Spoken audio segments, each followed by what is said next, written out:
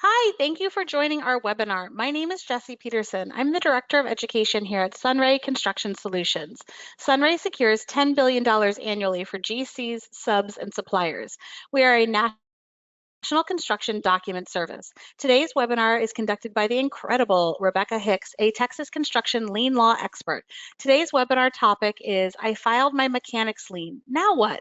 Turning that lien into dollars. So without further ado, I'd like to introduce the fabulous Rebecca Hicks. Oh, beautiful. Thanks everybody for being here this morning. We're going to be talking about one of my favorite subjects, which is how do you get paid on your mechanics lien? And so you can go to the next slide, Jessie. Next. Yeah. So basically what we're going to be talking about today is, so you filed your mechanics lien. Now what? What do you do with that lien once it's been filed? And I would like to characterize what we're talking about today as the same thing our U.S. Olympic team is going for. We're going for the gold. A mechanics lien is worth nothing unless you get paid on the mechanics lien, because the whole reason you have concentrated on learning Texas mechanics lien law, on doing all of the things it takes to get that mechanics lien perfected, is because you need to get paid for the product that you've sold or the work that you've done. So what happens after you've done all those things and you've actually filed that mechanics lien with the real property records? That's what we're going to talk about today. Let me clarify what we're not going to be covering today, because we're together today for about 20 minutes. So we can't cover everything there is to cover about Texas mechanics lien law in 20 minutes. We're just going to be talking about the process on a private project where you have already perfected your mechanics lien claim. So all of those things about what needs to go in your notice, the timing of the notice, we covered that in a seminar that we did several months back, and I'm sure SunRay can point you to where you may be able to watch that prior seminar. So we're talking about the point moving forward from the time you've actually filed that mechanics lien, and then what do you do next? How do you turn that lien into dollars? How do you turn that lien into gold, so to speak? So let's just remind ourselves quickly, and we can go to the next slide, Jessie. These are the steps we've already taken. So then keep in mind, we're only talking about private projects. We're not talking about state or government jobs or federal jobs that will be bonded. We're going to be covering payment bond claims and then what to do with payment bond claims in a later session. And so I'm sure you'll get notice of that. So attend if you're doing government work. So today we're talking about private projects where we have already taken all of those preliminary steps. So that means if you're a second tier sub, you've already sent what we call your fund trapping notice letter on the 15th day of the third month for each month that you did work, and you've already filed your mechanics lien on the 15th day of the fourth month after the last month that you did work on the job. So that mechanics lien, following all the rules in the Texas Property Code, has already been filed with the real property records. After you filed the lien, you've also sent your letter providing notice of the filed mechanics lien within 5 days of having filed the lien. So you filed your lien with the real property records. You've sent out your notice to owner, GC, anyone above you in the construction chain. You've sent it by certified mail and any other methodology that you choose, but the statute says we have to send it by certified mail. So you've sent out the notice that you have filed the lien, so that they see the filed copy of that mechanics lien. And after you have sent that, there's crickets. You didn't hear anything. You didn't receive a check. Nobody has paid you, so your mechanics lien is just kind of sitting out there. So now what this session is focused on is, okay, now what do I do? So we can go to the next slide, Jessie. First step. Although I am a lawyer, I also have a very good sense of business. I know that you all are all business people. You are not in the business of hiring lawyers and paying lawyers a lot of money if you don't need to. Sometimes you need to, and we're here when you need us. But ideally, you want to get these mechanics liens paid without ever having to engage a lawyer, right? Right. So we're first going to talk about what you can do to try to get the mechanics lien paid without having to engage a lawyer. First, you've done all of your steps, you've sent your notice of filed mechanics lien by certified mail, and you got an email address, everything that's gone out like that, and you still haven't gotten a response. The next thing that I would do is try to ping anyone you can at both the owner and the general contractor, and even your customer, if you're second or third tier sub, whoever you're working with. You do that by phone, do it by email, anyone whose attention you can get, and just start talking to them about, hey, this mechanics lien is out there. If I can't get it paid promptly, I'm going to have to engage a lawyer and file a lawsuit. Hey, can we get this mechanics lien paid? Sometimes just by initiating those conversations after that mechanics lien is filed, you can get payment in the door. Sometimes maybe they have these larger general contractors and larger owners receive a ton of, or in any projects of any size, they generally receive numerous mechanics lien notice letters. Sometimes when they receive those, they just don't pay attention to them. So this is a way of making sure that your notice and your lien that got filed did not just get lost in the mix, and then they'll figure it out when they're about to close the job 2 to 3 months later, right? You're hoping to get their attention by making phone calls or sending emails, or probably both, text message also, however you want to do that communication.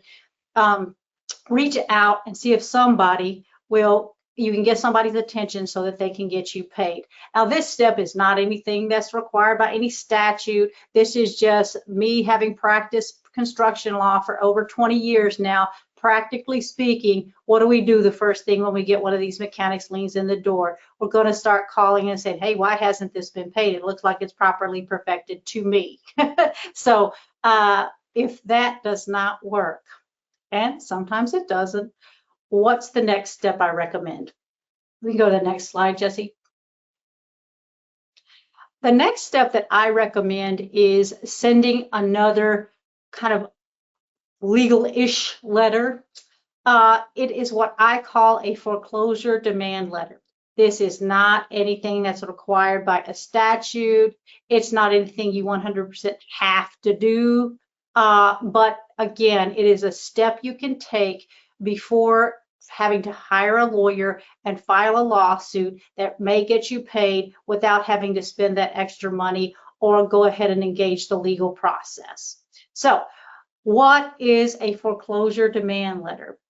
It's just a letter that lets the owner and the GC and whomever else is above you in that construction chain. And when I talk about the construction chain, what I mean is how a traditional construction project works. You've got owner, then the owner is contracted with a general contractor is contracted with subcontractors, and subcontractor is maybe contracted with first tier subs and suppliers. That is what I mean when I say construction chain. So you're going to be sending a quote unquote foreclosure demand letter. And again, this is just Rebecca terminology. It's nothing that's in a statute anywhere. And it's going to let those parties above you in the construction chain know that, hey, I'm still out here, and if I can't get this paid, we are going to have to file a lawsuit. What happens when we're going to foreclose our mechanics lien? A mechanics lien is an actual lien that attaches to the real property, similar to what you might think about of a mortgage on your home. So once you file that mechanics lien with the real property records, it is a claim against that real property. It's not just a piece of paper. It's not just a legal claim that, is going to, like a breach of contract claim. It is an actual lien on that real property. So you are entitled, if you've properly perfected that mechanics lien, to foreclose that mechanics lien. So this foreclosure demand letter is just pointing out the obvious that, hey, if I don't get this paid, we're going to file a lawsuit. A court is going to enter a judgment awarding foreclosure, and we are going to sell your property to get ourselves paid. So once the owner kind of sees that and they say, oh crap, I don't want my development to get sold, that should spur some action. So if you can get someone to actually read a letter like this, it generally might spur payment. So we can go to the next slide. So for these foreclosure, our next slide is going to be an example of one of these foreclosure demand letters, but I just kind of wanted to chat with you briefly about, okay, who gets the letter? Nothing's required by statute, but the way that we'll normally do it is we send it to everyone above you in that construction chain, just like we talked about. So if you're a first tier subcontractor, you're going to send it to the subcontractor that you have contracted with, the general contractor on the job, and also the owner. We're normally going to be we would send it by certified mail. You don't have to. This is not a statutory letter. But generally certified mail is going to get more attention because it's a little more formal of a process. We will also generally send the letter out via email to any email addresses that we have for owner, GC, first tier subcontractor, etc. So that is who will get the letter. How should you send the letter? The same way that you send your other lien notice letters is my recommendation. The recommendation, so that would mean you send it certified mail, return receipt requested, and you also send by regular mail. But like I say, if you have those email addresses, include the email addresses as well. As we talked about in the prior seminar, when you're sending your statutorily required notices, remember this isn't one of them. This foreclosure demand letter is not one of them. But when you're sending your statutorily required notices, they 100% have to go certified mail, return receipt requested, or you can use FedEx or another receipted delivery service. Email doesn't work. You can send it by email in addition to the other methodologies because, let's face it, email gets there faster, and quite frankly, it's probably a more reliable method of communication at this point, but the Texas legislature has not caught up with that technology. But for this letter, it's not statutorily required. What we do at our office is send it in the same way that we would send the other mechanics lien notice letter. So we do send it certified mail. We also send first class mail, and we send it to any email addresses that we have for any of those parties in the construction chain. We can go to the next slide, Jesse. So here's just an example of what the foreclosure demand letter that we send out at our office looks like. Feel free to, look at this language, see if you want to use something similar. You'll notice at the top, that's kind of where you're putting your addresses, and you would send it to owner, GC, first tier subcontractor, all of the people above you in that construction chain.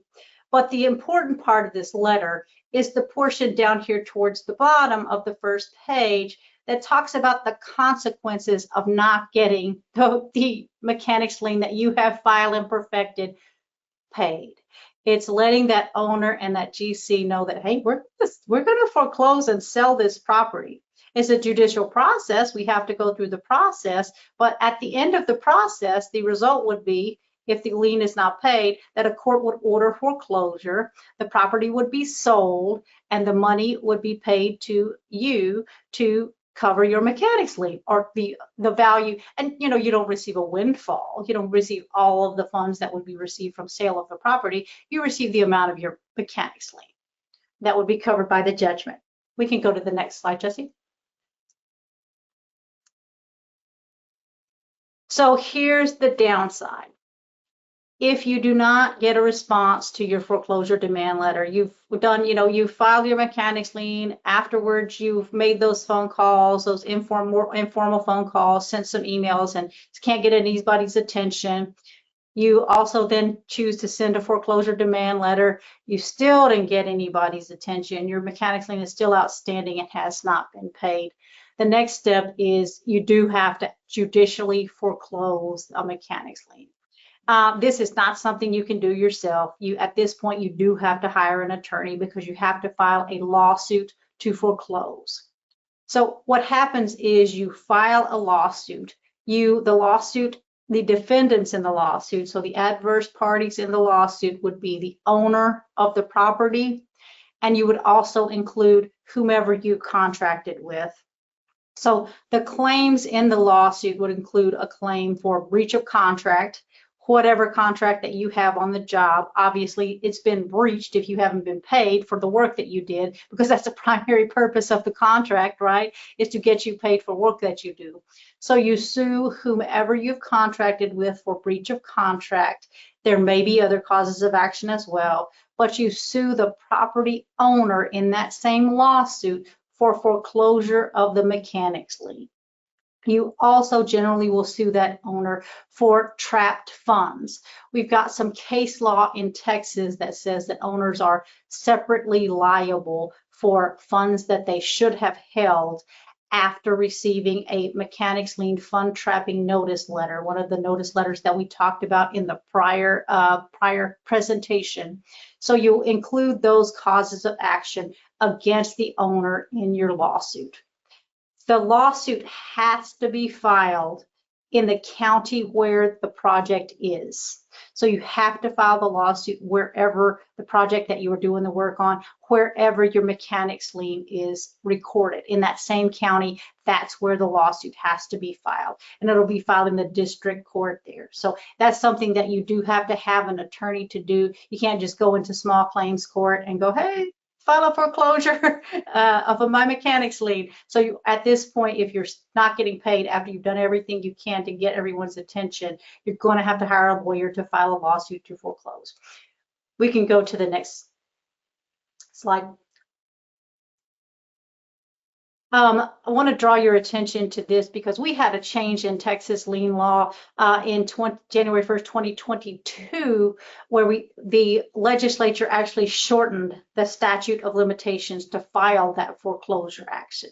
We used to have 2 years to get that action filed. Now we only have 1.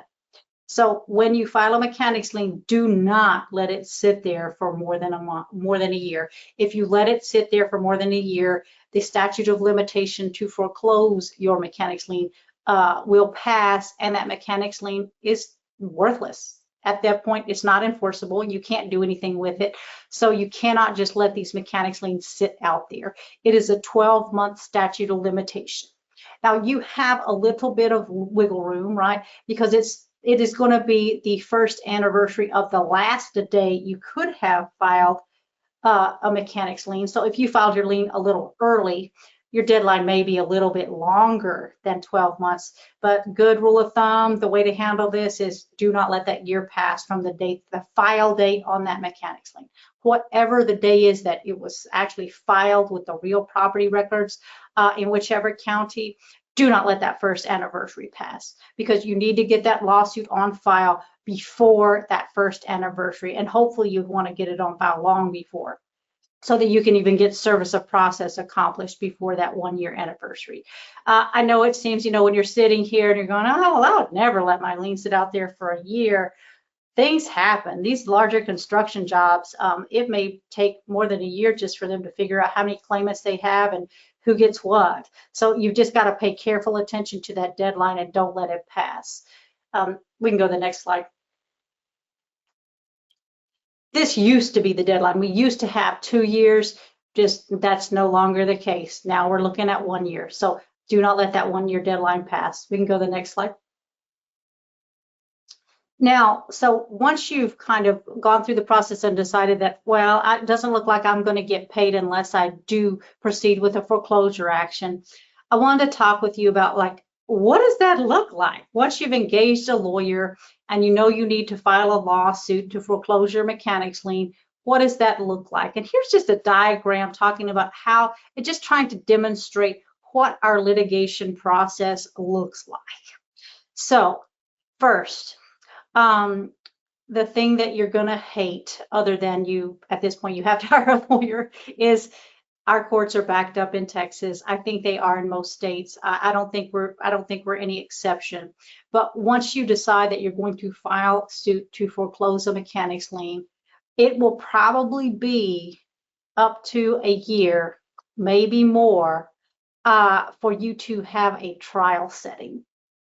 But do not lose faith.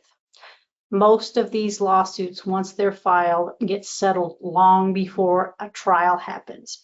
I don't know the exact statistics, but the last time I looked in Texas, over 98% of cases that got filed, any type, this is talking any type of cases, not just mechanics lien cases, not just breach of contract cases, settle before trial.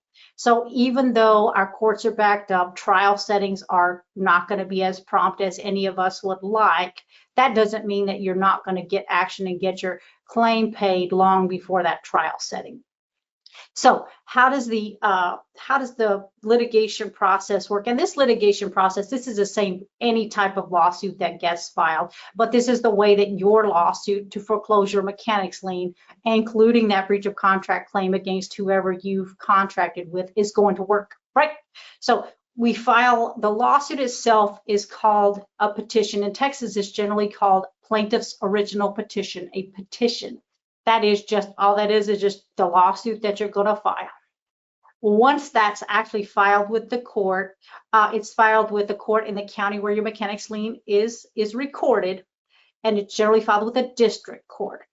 The court accepts the lawsuit, the county clerk accepts that lawsuit, and they issue what are called citations. Those are the documents that we then get back and send to either a process server or a sheriff or constable to actually go out and serve the lawsuit on the defendants. So that means that the process server and the sheriff or constable take this paperwork along with a copy of your petition, and they actually go out and physically hand a copy to the defendant. So that means you file suit against the owner and the party that you've contracted with. So they're going to go out to probably the registered agent for if the owner is an entity such as an LLC or a corporation, they're going to have what's called a registered agent. So the lawsuit will actually be served on the person that's designated as their registered agent. Again, the process server constables out there physically handing them a copy of this paperwork. That's what service means. We still do personal service in Texas. So once that service has been accomplished on all of the parties that you filed the lawsuit against, so that owner and whomever you contracted with, then the clock starts to tick as to when they should have to answer the lawsuit.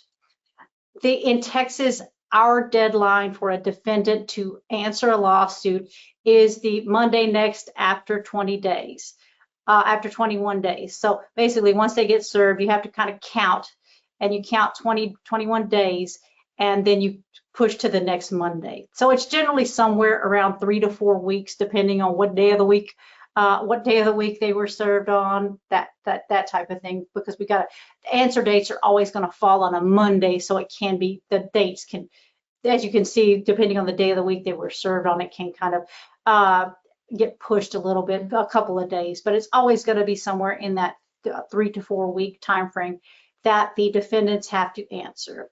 And what does that mean? Answer means they have to file something with the court. They have to file something with the court saying, whether they deny the claims. In Texas, we can do an answer to a lawsuit can be what's called a general denial. So a lot of times you'll just see a one-page document filed by a defendant that says they generally deny all of the claims. For any sort of corporate entity, they're going to have to hire a lawyer to file that answer. LLCs and corporations in Texas cannot represent themselves. They cannot be pro se. So they have to hire a lawyer to get that answer filed. If the defendants do not file an answer by the time that they're supposed to, you can proceed with what's called a default judgment.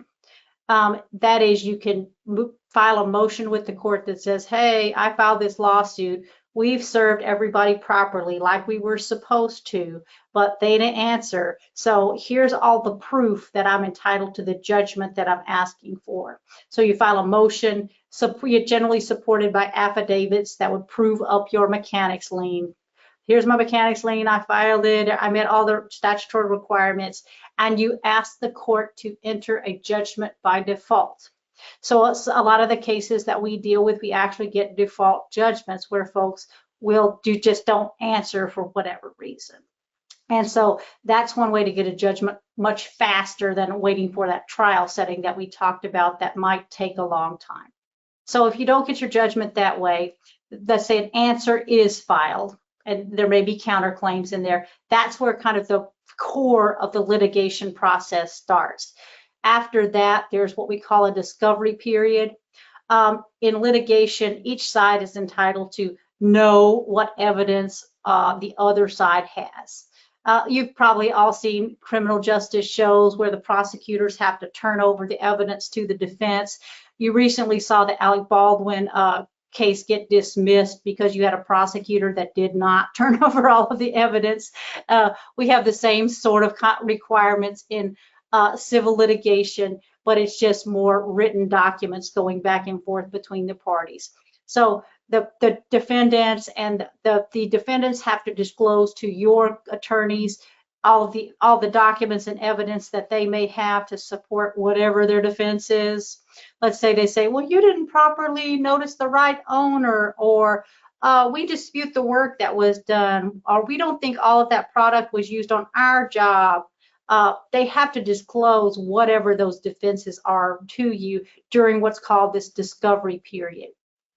Some of it are written requests that go back and forth, and then there are document reproduction requests that go back and forth, and it goes both ways.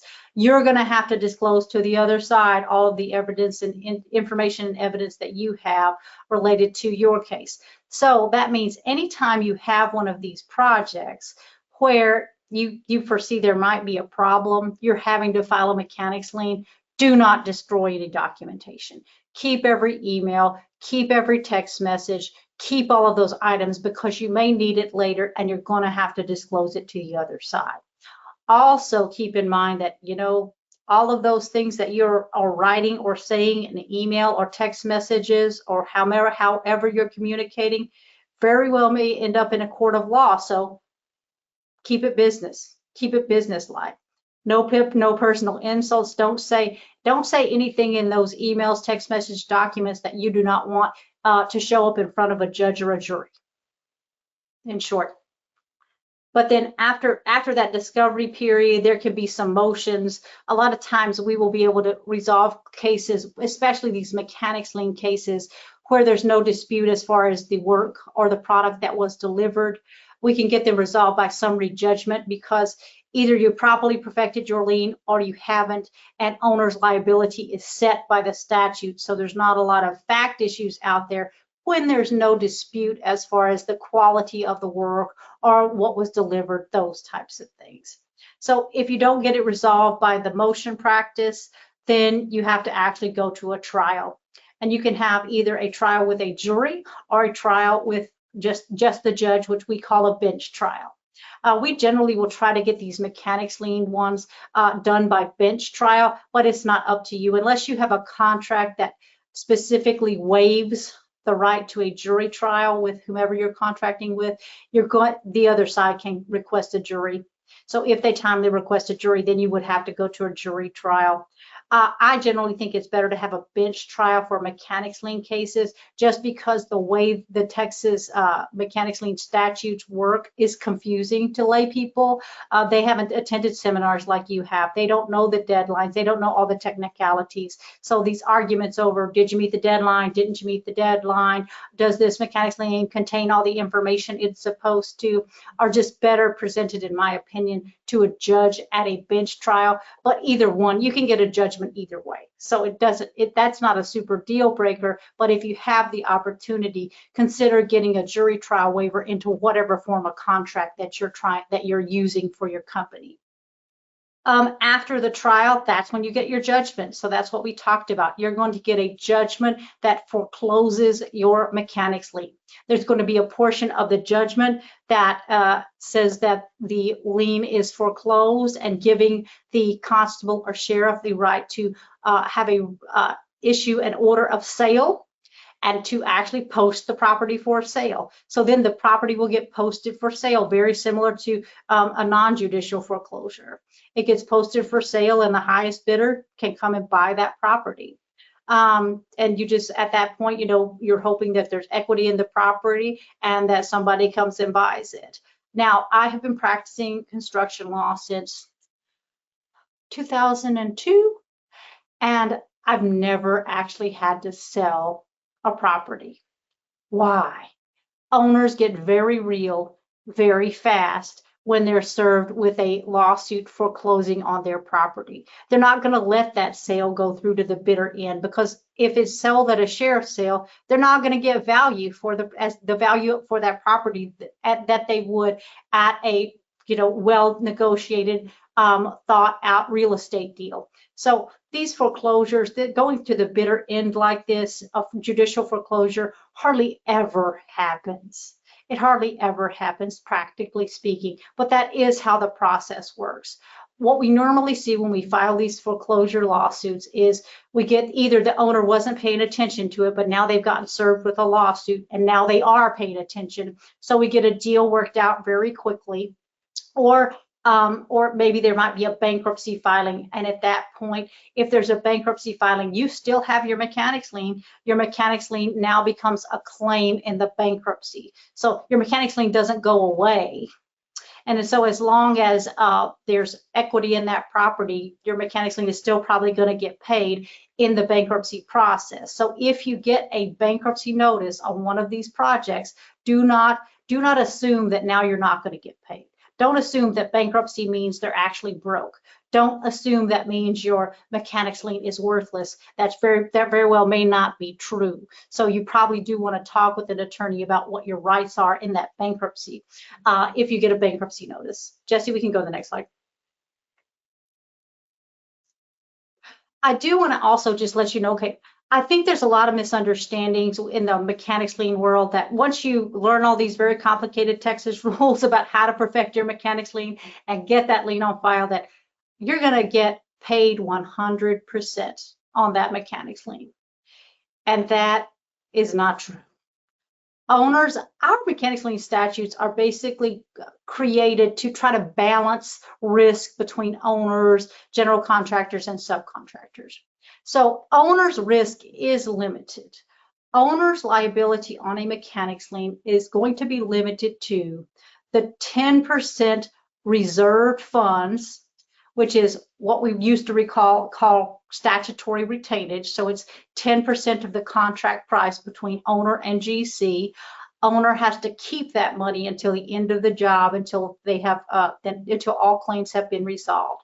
So they've got that 10% reserve funds, used to be statutory retainage, and then any monies that they trap after they receive a mechanics lien notice, that 15th day of the third month notice. So you got the 10%, and then that number can increase based on funds that were trapped by owner or should have been trapped. And trapped just means the owner doesn't pay that money to the general contractor. They keep it until the claim is resolved. So that is going to be the end of owner's liability, that 10% reserved funds plus any funds trapped. So normally the way that these projects, we work deals out on these projects, is we have to figure out, okay, what is owner's total liability compared to how many liens have been properly perfected on the project. All mechanics liens are treated the same. I don't care if your mechanics lien was filed first and another one was timely filed 3 months later, your lien is not in line ahead of the one that's filed a little bit later. They all are going to be on the same footing as long as they're properly filed and as long as they're timely filed. So you're going to have the first step in normally doing workouts in these cases where there are numerous mechanics liens is you've got to figure out, okay, what is owner's total liability compared to how many liens are outstanding that have been properly perfected. Jesse, we can go to the next slide. So, and here's kind of what we're talking about is, we're going to do an example, right? So let's say we have $1 million contract. So that means our 10% retainage is $100,000. And let's say once you've sent your fund trapping notice letter, that $50,000 is trapped. So the owner still did not pay the general contractor. an additional $50,000 after the fund trapping notice letter was sent, because that's all the money they had left other than to pay general contractor, other than the reserved funds that they were holding. So that means owner's total liability on that job would be $150,000. So it's 10% of that $1 million contract price plus the funds that were trapped when they received that timely fund trapping notice letter. We can go to the next slide. So then with that $150,000 owner liability, lien claimants are going to share proportionately or pro rata in those funds. So if there are lien claims that are more than $150,000, everybody's going to take a haircut, right? So in those situations, it's always going to be best for you to take a look at the other claims, make sure they're properly perfected, because the more claims that you can get kicked out, the bigger your piece of pie is, right? So if you know the rules and you can let the owner know that, hey, this claim over here, they filed this on the 15th day of the 5th month, that's a month late. You can't, that's not going to be part of this $150,000 liability. You can't pay that claim, it wasn't properly perfected.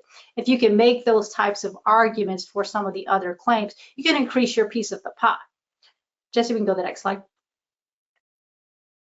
So this is kind of how it would work. And we're just doing a really simplistic example, obviously, but so we have the reserve funds and the owner liability, the trap funds of $150,000. But let's say there are lien claims of $200,000, and these lien 1, 2, and 3. We got a $50,000 lien, a $125,000 lien, and a $25,000 lien. This is how that would kind of work out, right? You see that each lien claimant, and we're assuming that, you know, let's say you're lien 1, you've looked at lien 2 and 3. Yes, they are all properly perfected. This is kind of how that payment process would work. Each claimant gets a pro rata share of that owner's liability. So that's how it works. We go to the next slide. And that's really all the comments I had for you guys today. If there's any questions, I'll certainly be happy to answer them. Well, first of all, Rebecca, that was wonderful. Thanks so much. That was some fantastic information that you gave to us. So I appreciate that. We do have a couple of questions that have come through. It says, is there any extension given to extend the year to foreclose? Yes, there you can actually extend that 1 year statute of limitation, but it has to be in writing, and you have to have that agreement written and signed before that 1 year elapses. So yes, you can extend it by agreement for 1 year, but it has to be a formal written agreement entered into before that 1 year elapses. Okay, perfect. And it says, the next question is, can the attorney's fees and filing fees be included in the lawsuit to foreclose? 100%.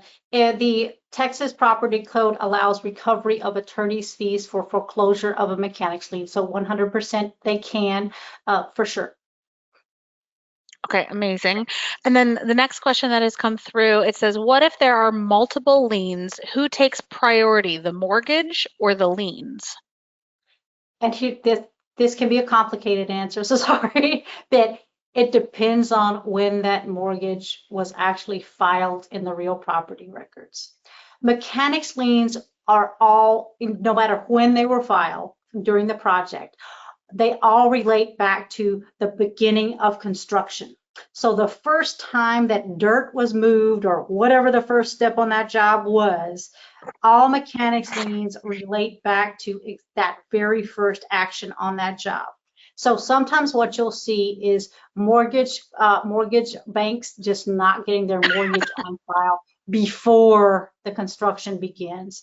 If the mortgage is not filed before the construction begins, you can have a situation where your mechanics liens actually do take priority over the mortgage. Now, in most situations, are the banks smart enough and the owners sophisticated enough to know they 100% need to have that mortgage filed before any dirt gets moved, before the equipment's out there, before anything happens on that job? Yes. So most of the time, the mortgage is going to be on file first. And so then it is going to take priority over those mechanics liens, who are then going to relate back to the date that that construction started. But you just don't want to take that as a given. I've had several cases over my career where we were able to prove that construction began before that mortgage was recorded, and that got our mechanics liens paid. Okay, good advice. Thank you. And then the last question that's come through so far, it says, if a lien is contested, does it shorten the deadline to file the lawsuit to foreclose? No, it does not. Okay. All right, perfect. All right, that is all the questions that we have so far that have come Now, through. actually, let me amend that answer a little bit in that the owner or general contractor can file what's called a summary motion to remove the lien, but that's a legal process where they filed a lawsuit. So that means, there's already a lawsuit on file about the mechanics lien, so the statute of limitations has been met. So they can push the envelope. If they want to get it resolved before that year, they can. But Got they it. can't shorten your statute of limitation. Okay, perfect. Thank you so much for that clarification. If anyone does think of another question that wasn't addressed, please feel free to reach out and we'll be sure to answer any questions for you. Let me go to the next slide here. All right, so here we have some of SunRay's resources that are available to you guys. So go ahead and scan this QR code to access these incredible tools for you guys. You can stay organized, know your deadlines, secure your lien rights. There are project information sheets that just get you guys in the good habit of asking the right questions when you're signing these contracts, to know the answers of who's working upstream from you and all the participants involved. There is state lien law rules on our site. Remember, if you're working in a site other than Texas, each state has their own set of deadlines, their own set of required documents. So please check it out. It will keep you guys in the know and make sure you guys are staying on top of things. So go ahead and scan that QR code and you can access all of these resources.